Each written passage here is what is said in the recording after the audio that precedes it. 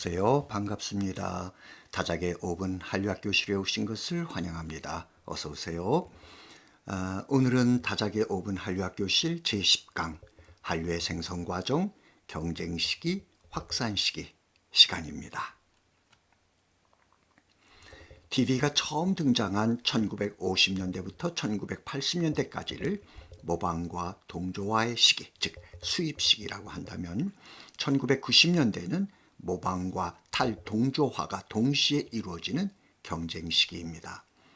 이 같은 경쟁시기는 일본 후지 TV의 도쿄 러브스토리가 이미 선점하고 있던 아시아 드라마 시장에 MBC의 트렌디 드라마 질투가 치고 들어가면서 시작이 됩니다. 본격적인 문화로 땅 따먹기의 시대가 열린 것이죠. 드라마 도쿄 러브스토리는 간치 섹살레라는 대사로 유명한 리카와 착하지만 우유부단한 간치의 사랑 이야기입니다. 아시아 드라마 시장에서 특히 이 드라마가 여성들의 환호를 받을 수 있었던 이유는 매력적인 여주인공 리카와 심리적 동일시가 가능했기 때문입니다. 드라마 질투는 우리나라 최초의 트렌디 드라마입니다. 대학 친구인 영호와 하경의 사랑 이야기입니다. 도쿄 러브스토리와 인물 설정이 비슷하죠? 아무튼 시청률 56.1%로 대단한 인기를 누렸습니다. 드라마 질투가 한류사에서 갖는 의미는 무엇보다 수출 제1호 드라마라는 역사적 사실이죠. 최시라, 박상원이 주인공을 맡은 대하 드라마 여명의 눈동자도 질투와 함께 중국 하얼빈 TV에 처음으로 수출됐지만 그 시절 아무래도 시장의 트렌드가 트렌디 드라마다 보니까 작품의 우수성에도 불구하고 질투보다는 관심을 덜 받게 됩니다. 1990년대 경쟁 시기 일본 드라마로부터 탈동조화는 일본에서 포스트 트렌디 드라마 시대가 열리면서 시작이 됩니다. 1980년대 경제 버블이 꺼지면서 90년대 일본의 트렌디 드라마는 극단화 경향을 보입니다. 버블에 취할 수 없게 된 사람들은 흥분제를 원했고 일본 드라마는 이를 제공합니다. 충동적 성의 극단적 폭력성이 바로 그것입니다. 우리는 이를 포스트 트렌디 드라마라고 합니다. 일본 최초의 포스트 트렌디 드라마는 1992년 TBS가 방송한 줄곧 당신이 좋았다입니다. 최고 시청률 34.1%를 기록하기도 합니다. 연인과 사랑을 이루지 못한 한 여인은 다른 남자와 결혼을 합니다. 그런데 그 남자는 정상적이지 않은 컴퓨터 광해다, 곤충 채집 같은 오타쿠적 취미를 갖고 있습니다. 더욱이 폭력적이고 성적 관심이 전혀 없는 마마보이였습니다. 남편과 시어머니의 행패 그리고 이를 견디지 못하는 한 여인. 드라마는 이렇게 극단적 상황을 만들어갑니다. 일본의 포스트 트렌디 드라마를 상징하는 대표적 작가는 노지마 신지입니다. 그의 TBS 3부작 고교 교사, 인간 실격, 미성년 등은 일본 사회에 큰 충격을 줍니다. 1990년대 노지마 신지의 작품에서 드러나는 특징들은 자살, 폭행, 섹스, 성추행, 동성애, 이지매, 강간, 불륜, 스와핑, 근친상간, 가스라이팅 등 상상을 뛰어넘는 충격적인 소재들을 다루고 있다는 것입니다. 1990년대 일본의 포스트 트렌디 드라마를 상징하는 키워드들입니다.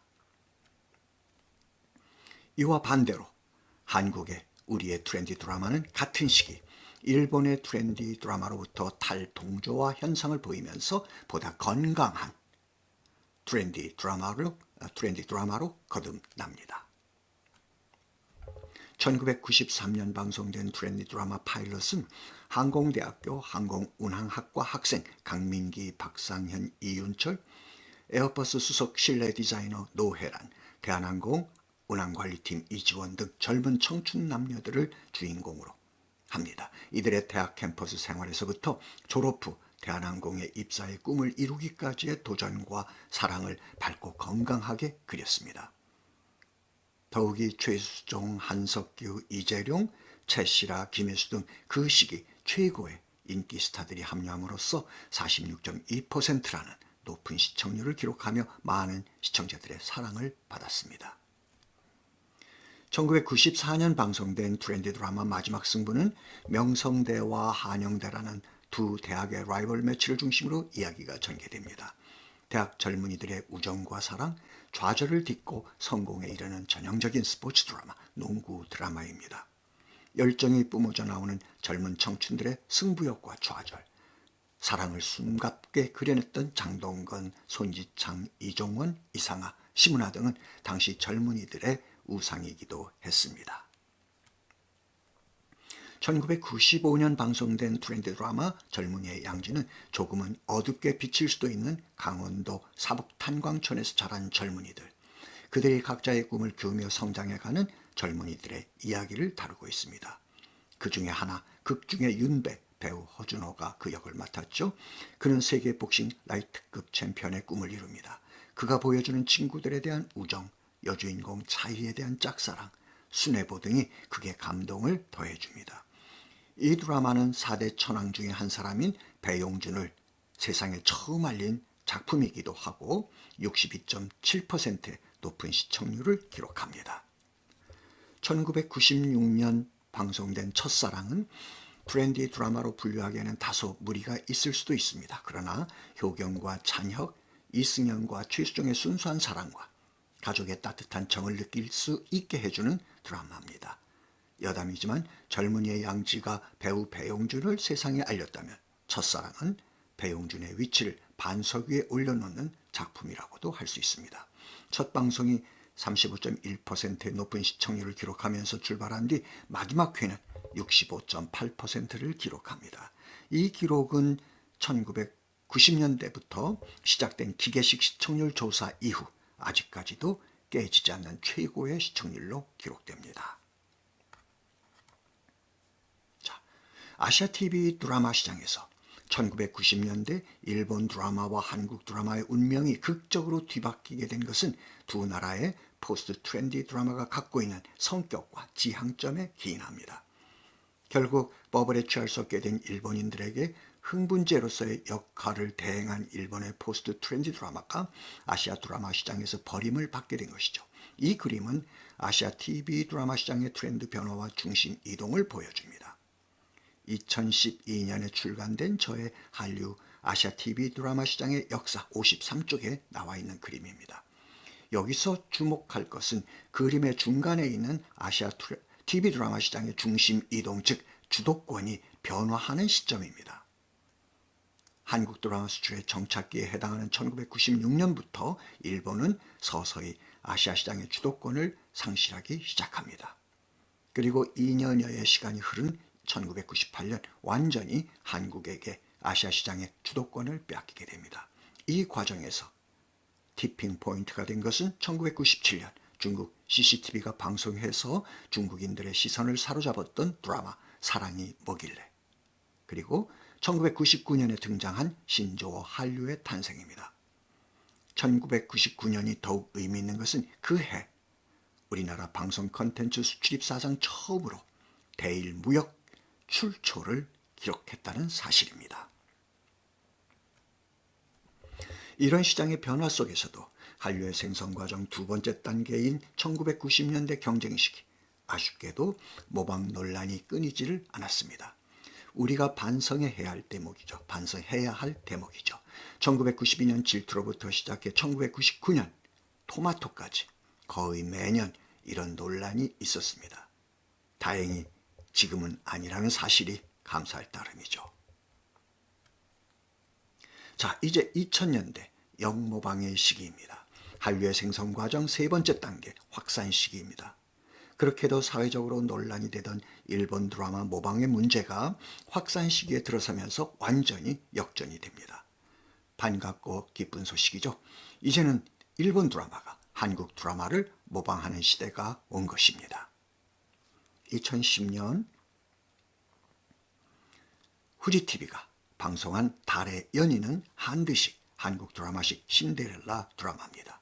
겨울연과 파일럿 등이 연상되는 인테리어 회사 레고리스가 주 배경입니다. 2011년 TBS가 방송한 겨울의 벚꽃은 드라마 제목도 드라마 포스터도 하얗게 눈 덮인 풍경도 남녀 주인공들의 목도리를 한 모습도 모두 드라마 겨울연가를 느끼게 합니다.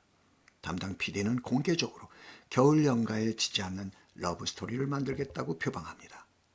겨울연가의 여주인공 최주우가 드라마 초반에 지나가는 여인으로 카메오 출연하기도 합니다. 2011년 후지TV가 방송한 외교관 고로다 고사쿠는 KBS 드라마 아일리스를 모방합니다. 아일리스의 남자 주인공 이병헌이 주인공을 돕는 비밀 요원으로 카메오 출연합니다. 아일리스처럼 드라마 첫 회를 샌프란시스코에서 현지 촬영하기도 합니다. 이 같은 역모방의 시기. 재미있는 것은 모방을 하면서 모방을 한다고 떳떳이 밝히는 것이 자칫 바람직하지 않은 것으로 보일 수도 있는 모방을 시청자들에게 재미 요소로 다가오게 한다는 점입니다. 자, 오늘 10강 한류의 생성 과정 세 번째 단계 경쟁 시기, 모방과 탈동조화의 시기, 확산 시기, 역모방의 시기를 마치겠습니다. 다음 주부터 3주간은 한류의 생성 요인, 인식적 요인, 환경적 요인, 산업적 요인 편입니다. 여러분들의 많은 관심 부탁드립니다. 자, 이제 실운 외치는 시간입니다. 제가 한류이즘 할게요. 여러분들은 한류토피아 그리고 다 함께 위하여 아시죠? 자, 한류이즘과 한류토피아를 위하여. 감사합니다. 수고하셨습니다. 행복한 한 주간 되세요.